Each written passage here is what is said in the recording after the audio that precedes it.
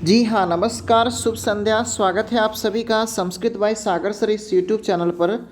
और आशा करता हूँ, उम्मीद करता हूँ कि आप लोगों की तैयारी जो है ज़ोर शोर से चल रही है। और आज का फिर से एक मॉडल प्रश्न पत्र के साथ में आप लोगों के साथ रूबरू हो रहा हूँ। ठीक है, तो देखते हैं फर्स्ट क्वेश्चन की तरफ बढ़ते हैं। देखिएगा फर्स्ट सवाल, आदि में जुड़ने वाले तथा अर्थ परिवर्तन करने वाले शब्दांश को हम कहते हैं परसर्ग, प्रत्यय, विसर्ग और उपसर्ग। ध्यान रखिएगा, प्रश्न बहुत जबरदस्त रखे गए हैं इस बार। स्टार्टिंग में जुड़ने वाले और अर्थ परिवर्तन करने वाले शब्दांश को, ठीक है, स्टार्टिंग में हमेशा उपसर्ग ही जुड़ता है। जैसे किसी भी शब्द से ध्यान रखिएगा, पहले या धातु से पहले हमेशा उपसर्ग ही लगता है, इसलिए उपसर्ग के लग जाने से धातु में अर्थ परिवर्तन भी होता है, इसलिए इसको हम क्या कहेंगे, उपसर्ग कहेंगे। प्रत्यय जो है, ठीक है, आदि में नहीं जुड़ता है, ये अंत में जुड़ता है, अंत में जुड़ करके अर्थ को परिवर्तन कर देता है ये भी। विसर्ग जो होता है इसको आप क्या कहते हैं, ठीक है, इसको अयोगवाह कहते हैं विसर्ग को। और परसर्ग का मतलब होता है बाद में जुड़ने वाला सर्ग। ठीक है, तो यहाँ ध्यान रखिएगा, डी इसका राइट आंसर हो जाएगा। अगले सवाल की तरफ बढ़ते हैं। नेक्स्ट सवाल को देखिएगा, करवाव रूप बनेगा क्री धातु लोट लकार उत्तम पुरुष द्विवचन, क्री धातु लट लकार उत्तम पुरुष द्विवचन, क्री धातु विधिर्लिंग लकार उत्तम पुरुष द्विवचन और क्री धातु लंग लकार उत्तम पुरुष द्विवचन। यहाँ पर आपको बताना है, ठीक है, यहाँ रूप क्या बनेगा आपको, ठीक है, क्री धातु लोट लकार उत्तम पुरुष द्विवचन में बनेगा, या फिर क्री धातु लट लकार उत्तम पुरुष द्विवचन में बनेगा, या क्री धातु विधिर्लिंग लकार और उत्तम पुरुष द्विवचन में बनेगा, या फिर क्री धातु लंग लकार उत्तम पुरुष द्विवचन में बनेगा। ये जो करवाव रूप है, ध्यान रखिएगा, ठीक है। पता चल रहा है यहाँ वाव, आप देख करके इसको कहीं पता चल रहा है लट लकार कर दें तो ये गड़बड़ हो जाएगा। ध्यान रखिएगा, क्री धातु लट लकार उत्तम पुरुष द्विवचन में बनता है कूर्वह बनता है। ध्यान रखिएगा, क्या बनता है, कूर्वह बनता है, इसलिए आपका आंसर यहाँ पर क्या हो जाएगा, लोट लकार उत्तम पुरुष द्विवचन यहाँ पर होगा करवाणी, करवाव, करवाम, इस प्रकार से रूप चलेगा। ध्यान रखिएगा, बी यहाँ पर इसका राइट आंसर होगा।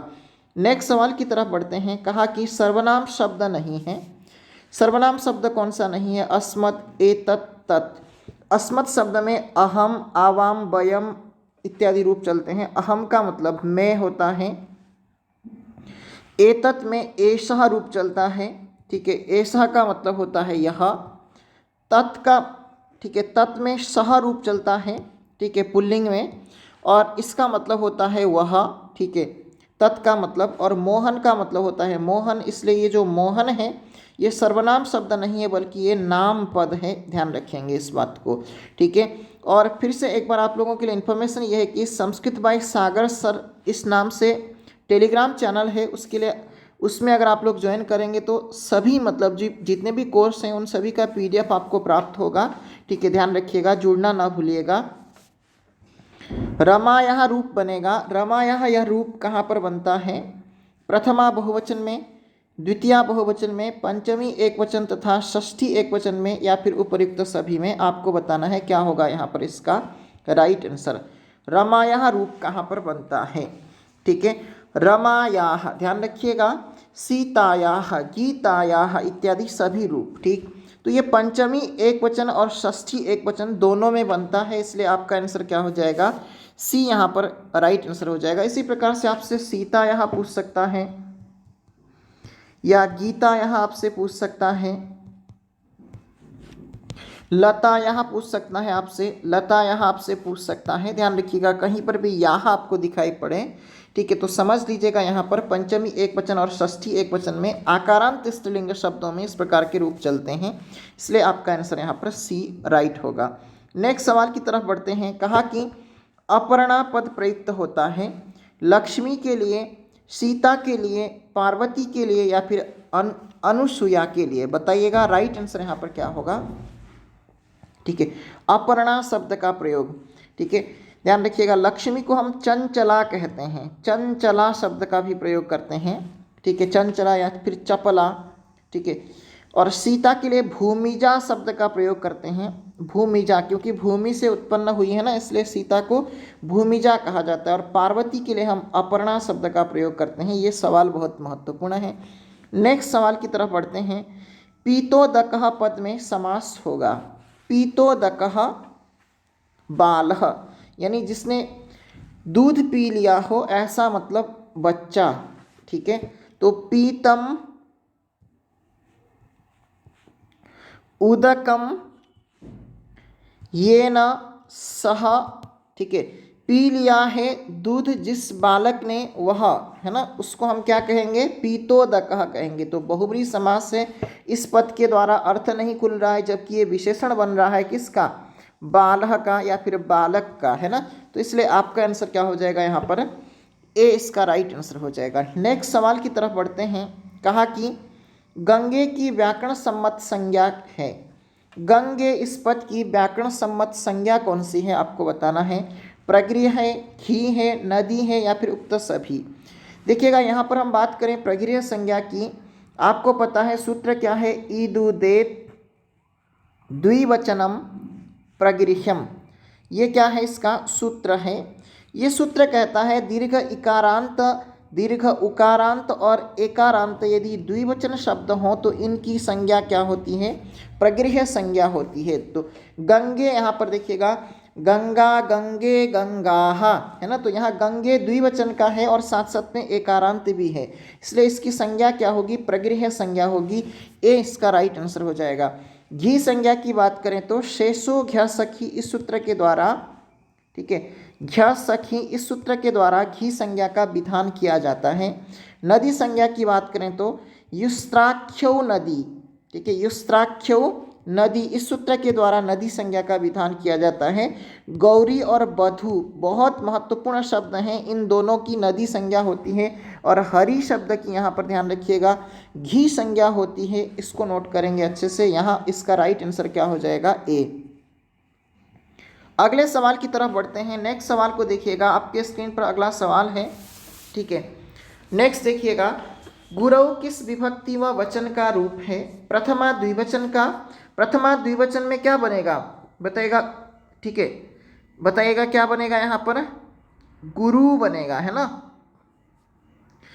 ठीक है। षष्ठी एक वचन में गुरोह बनेगा, ठीक है, ध्यान रखिएगा, बहुत महत्वपूर्ण शब्द। सप्तमी एक वचन की बात करें तो सप्तमी एक वचन में गुरऊ, हरऊ, दे, ठीक है, हरऊ, शिशऊ इत्यादि जो रूप हैं ये सभी यहाँ पर, ठीक है, सप्तमी एक वचन में बनते हैं। द्वितीय द्विवचन में फिर से गुरु बनता है, ठीक है, यहाँ पर ध्यान रखिएगा, सी इसका राइट आंसर हो जाएगा। नेक्स्ट सवाल की तरफ बढ़ते हैं। कहा कि आ, ऐ और औ इन तीनों की संज्ञा क्या है, वृद्धि, लघु, गुण और संहिता, ठीक है। परः सन्निकर्षः संहिता, सन्निकर्षः संहिता इस सूत्र के द्वारा संहिता संज्ञा की जाती है। और अदेंग गुणः इस सूत्र के द्वारा, ठीक है, अ ए ओ, अ ए ओ, है ना, इन तीन वर्णों की संज्ञा क्या की जाती है, गुण संज्ञा की जाती है। और ह्रस्व वर्ण की, ठीक है, अ ई उ इत्यादि ह्रस्व वर्ण की लघु संज्ञा होती है। और वृद्धि संज्ञा आ, ऐ और औ की वृद्धि संज्ञा होती है। सूत्र है वृद्धिरादैच, सूत्र क्या है, वृद्धिरादैच, ठीक है। फिर से एक बार आप लोगों के लिए इन्फॉर्मेशन, ठीक है, संस्कृत कक्षा के लिए संस्कृत बाय सागर सर इस टेलीग्राम, ठीक है, इस यूट्यूब चैनल को आप लोग सब्सक्राइब कर सकते हैं। और टेलीग्राम के लिए इसी नाम से टेलीग्राम ग्रुप है, इसमें आप लोग ज्वाइन कर सकते हैं, ठीक है। और असत्य युग्म कौन सा है, आपसे सवाल पूछा जा रहा है। झस प्रत्याहार से वर्गीय चतुर्थ एवं तृतीय व्यंजन का बोध होता है। खय प्रत्याहार से वर्गीय द्वितीय एवं प्रथम व्यंजन का बोध होता है। और एच प्रत्याहार से संधि स्वरों का बोध होता है। और चय प्रत्याहार से प्रथम व्यंजन एवं उष्म व्यंजन का बोध होता है। तो यहाँ पर देखिएगा चय प्रत्याहार की बात करें तो ये जो चय प्रत्याहार है, च, ट, त, क, प, है ना, ये केवल प्रथम व्यंजन का ही बोध कराता है, इसलिए यहाँ पर चय प्रत्याहार केवल प्रथम व्यंजन का बोध कराता है, उष्म व्यंजनों का बोध नहीं कराता है, इसलिए आपका आंसर डी हो जाएगा यहाँ पर राइट। बाकी इन सभी चीज़ों को अच्छे से नोट कर लीजिएगा। अगले सवाल की तरफ बढ़ते हैं। देखिएगा इसको, ठीक है, मिलाना है ठीक है, ऑप्शन सभी दिखाई पड़े, एक बार देखिएगा। ठीक है, थोड़ा सा और छोटा करने के लिए सोच रहा हूँ लेकिन हो नहीं रहा है। ठीक है, शल की बात करें तो ठीक है, शलह उष्माण है ना, तो उष्म व्यंजनों की है ना, ये जो सल प्रत्याहार के वर्ण हैं ये उष्म होते हैं। और यण की बात करें तो यण जो वर्ण होते हैं वो अंतस्थ होते हैं, और अच जो है स्वर कहलाते हैं, और हल जो है व्यंजन है, और अल प्रत्याहार जो है संपूर्ण वर्णों का बोधक होता है। इसलिए आपका आंसर यहाँ पर क्या हो जाएगा? ठीक है, तो यहाँ पर 3, 1 और ठीक है 3, 1 और 4, ठीक है 3, 1, 4 और 5 और 2 है ना। तो इस प्रकार से आपका आंसर क्या हो जाएगा? सी यहाँ पर इसका राइट आंसर हो जाएगा। ठीक है, असुविधा के लिए खेद है, इस प्रकार के प्रश्नों को इसलिए नहीं करा पाता हूँ। नेक्स्ट देखिएगा हाँ ठीक है, पीडीएफ के लिए आपको संस्कृत बाय सागर सर इस नाम से टेलीग्राम है, वहाँ पर आप लोग ज्वाइन करेंगे। ठीक है, एक दो बहवह किस सूत्र का उदाहरण है? आपसे सवाल पूछा जा रहा है। ठीक है, ध्यान रखिएगा, ये जो एक दो बहवह ये जो उदाहरण है, ध्यान रखिएगा ये वचन मात्रा में, ठीक है वचन अर्थ में है, यानी एक से एक वचन का बोध होगा, दो से दो वचन का बोध होगा, द्विवचन का बोध होगा, और बहवह से बहुवचन का बोध होगा। इसका मतलब यहाँ पर यह है कि आपने सूत्र पढ़ा है विभक्ति प्रकरण के अंतर्गत प्रातिपदिकार्थ लिंग परिमाण वचन मात्रे प्रथमा, इस सूत्र को पढ़ा है कि प्रातिपदिकार्थ अर्थ में, लिंग अर्थ में, परिमाण अर्थ में और वचन अर्थ में प्रथमा विभक्ति होती है। तो इसलिए इसी सूत्र के द्वारा यहाँ पर, ठीक है इसी सूत्र का यह उदाहरण है, वो वचन अर्थ का उदाहरण है, ध्यान रखिएगा। कर्तृ प्रथमा ये यहाँ पर सूत्र नहीं है। संबोधने च, संबोधन में जैसे हे लता, ठीक है हे लते और हे गीते, हे सीते, हे राम इत्यादि जो संबोधन होते हैं, संबोधन में भी प्रथमा विभक्ति का हम प्रयोग करते हैं, और बाकी ये सूत्र नहीं है। इसलिए आपका आंसर यहाँ पर क्या हो जाएगा? ए इसका राइट आंसर हो जाएगा। नेक्स्ट सवाल की तरफ बढ़ते हैं। कहा कि हे लते इह आगच्छत, रेखांकित पद में विभक्ति कौन सी है? आपसे सवाल पूछ रहा है। हे लते इह आगच्छत, यानी लता यहाँ पर आई, आगच्छत नहीं, यहाँ आगच्छ होना चाहिए था। हे लता यहाँ आओ, ठीक है। इस रेखांकित पद में लते में विभक्ति कौन सी है आपसे पूछ रहा है, ध्यान रखिएगा। ठीक है, यद्यपि यह संबोधन है, ठीक है संबोधन में प्रथमा विभक्ति होने के कारण से यहाँ पर आपका आंसर बी हो जाएगा। इसी प्रकार का एक सवाल पिछले 2-4 लगभग मतलब मुझे लगता है 1 हफ्ते पहले आपसे पूछा हूँ, ठीक है वहाँ पर आप लोगों ने गलत किया था, इसलिए आपको ध्यान रखना है। यहाँ पर विभक्ति पूछा गया है, विभक्ति प्रथमा है, ठीक है ध्यान रखिएगा विभक्ति प्रथमा है। ठीक, नेक्स्ट सवाल की तरफ बढ़ते हैं। कर्ण कारक में विभक्ति होती है, कर्ण कारक में विभक्ति कौन सी होती है? द्वितीया, कर्म कारक में द्वितीया विभक्ति होती है, अधिकरण कारक में सप्तमी विभक्ति होती है, और संप्रदान कारक में चतुर्थी विभक्ति होती है, और अपादान में पंचमी विभक्ति होती है। इसलिए आपका आंसर यहाँ पर क्या हो जाएगा? ऑप्शन में ही नहीं है, तृतीया होना चाहिए था। ठीक है, कर्ण कारक में तृतीया विभक्ति होती है, इसी में से एक ऑप्शन जो है तृतीया कर लीजिएगा।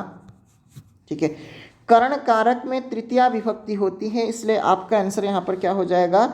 ई इसका राइट आंसर हो जाएगा, क्योंकि यहाँ तृतीया कर देता हूँ फिर। ठीक है, कल जब आपको पीडीएफ भेजूंगा, ठीक है आंसर के साथ में, तो वहाँ मेंशन करके भेजा जाएगा, टेंशन मत लीजिएगा।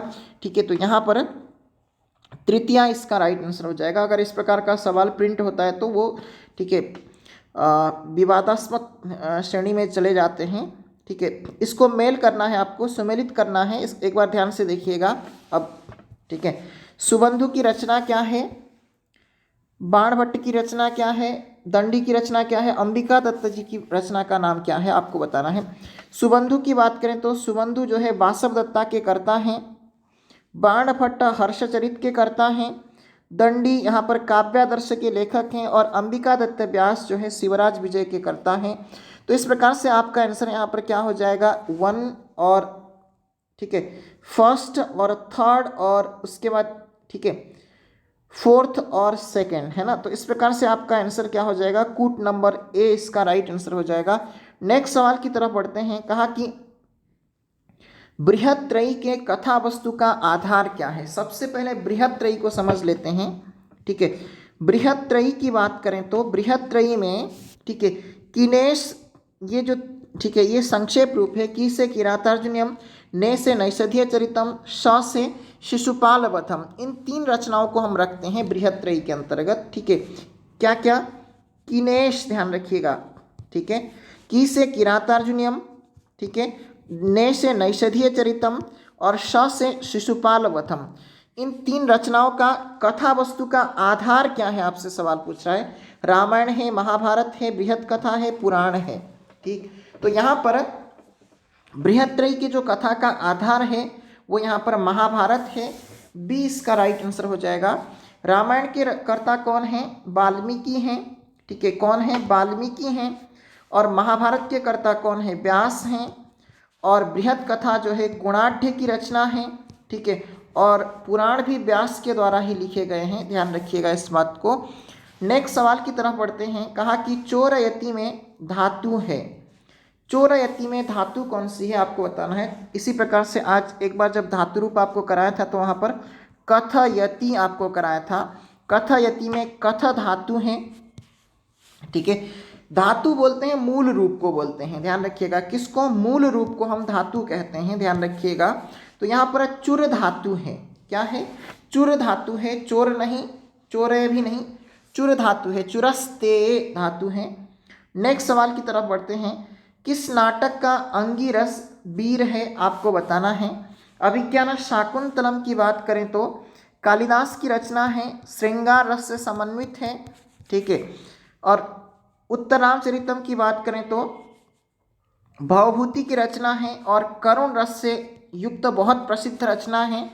बेणी संहारम, ठीक है, भट्ट नारायण की रचना है, भट्ट नारायण की रचना है, ध्यान रखिएगा। ये रचना भी बहुत महत्वपूर्ण है और इसमें वीर रस की प्रधानता है, इसलिए आपका आंसर यहाँ पर क्या हो जाएगा? सी यहाँ पर इसका राइट आंसर होगा।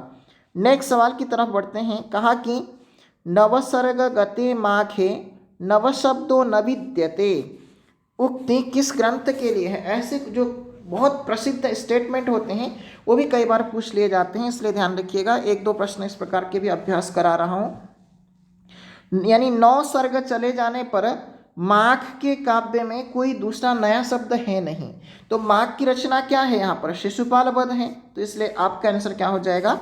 यहाँ पर 20 का राइट आंसर हो जाएगा। शिशुपाल वध के संदर्भ में यहाँ पर ये पंक्ति कही गई है, बहुत ही प्रसिद्ध। मेघदूतम एक गीति काव्य है। ठीक है, ये गीति काव्य है, ध्यान रखिएगा, और ये कालिदास की रचना है। जानकी हरण जो है कुमार दास की रचना है, ये भी एक महाकाव्य है। ठीक है, कुमार संभव यहाँ पर कालिदास की रचना है और यानी कार्तिकेय जन्म से संबंधित घटना यहाँ पर वर्णित है। मृक्षकटिकम का विदूषक क्या है? पात्र परिचय भी आपको देखने के लिए कहा था एक बार। ठीक है, मैत्रेय, माढ़व्य, माणवक और गौतम। मृक्षकटिकम शूद्रक की रचना है। ठीक है, शूद्रक की रचना है, यह एक प्रकरण ग्रंथ है। ठीक है, और मैत्रेय इसका क्या है? विदूषक है। विदूषक का मतलब होता है हास्य पात्र। ठीक है, नाटक का जो हास्य पात्र होता है उसको हम विदूषक कहते हैं, ध्यान रखिएगा। माढ़व्य जो विदूषक है ना, वो अभिज्ञान शाकुंतलम है, दुष्यंत का मित्र है ये। ठीक है, और ये जो मैत्रेय होता है ये चारुदत्त का मित्र होता है, ध्यान रखिएगा। ये दोनों बहुत महत्वपूर्ण है, इसलिए आपका आंसर यहाँ पर तो ए होगा। लेकिन माढ़व्य जो है दुष्यंत है, अभिज्ञान शाकुंतलम का विदूषक है। इसी प्रकार से सवाल पूछे तो इनमें से कौन सा समस्त पद अव्यय भाव से संबंधित है? आपसे सवाल पूछा जा रहा है। सुखार्थम, युधिष्ठिरः, पाणिपादम, आसमुद्रम। बताइएगा यहाँ पर राइट आंसर क्या होगा इस प्रश्न का। सुखार्थम यानी सुखस्य इदम, या फिर ठीक है सुखाय इदम, सुखार्थम। यहाँ पर चतुर्थी तत्पुरुष समास है, ध्यान रखिएगा। युधिष्ठिरः, युधि स्थिरः अलुक तत्पुरुष समास है। ठीक है, अलुक तत्पुरुष समास है इसमें युधिष्ठिरः। पाणिपादम द्वंद्व समास है इसमें, और आसमुद्रम यहाँ पर अव्ययभाव समास है, ध्यान रखिएगा। आसमुद्रम, आबालम, आबालम, आवृद्धम, अगर ऐसे सवाल पूछता है आवृद्धम इत्यादि, ये सब क्या हैं, अव्ययभाव समास के उदाहरण हैं। नेक्स्ट सवाल की तरफ बढ़ते हैं। कहा कि मुझे खेलना अच्छा लगता है। खेलना तो हर किसी को अच्छा लगता है ना। तो इसका संस्कृत में अनुवाद क्या है? अहम पठनम भाति, गलत। माम पठनम रुचिकरम, गलत। अहम मह्यम पठनम रोचते, मह्यम क्रीडनम रोचते। तो कहा कि मुझे खेलना पसंद है, डी इसका राइट आंसर हो जाएगा। नेक्स्ट सवाल की तरफ बढ़ते हैं। कहा कि महाभारत में कुल कितने पर्व हैं? देखिएगा, महाभारत का जो विभाजन है वो पर्वों पर हुआ है। पर्व यानी अध्याय समझ लीजिएगा। अध्याय का जो नाम है ना वो पर्व के नाम से दिया गया है महाभारत में। और महाभारत का ही पाठ श्रीमद् भगवत गीता है। श्रीमद् भगवत गीता है, ठीक है ना। तो ये जो श्रीमद् भगवत गीता है भीष्म पर्व पर है, जो कि छठा पर्व है, ठीक है।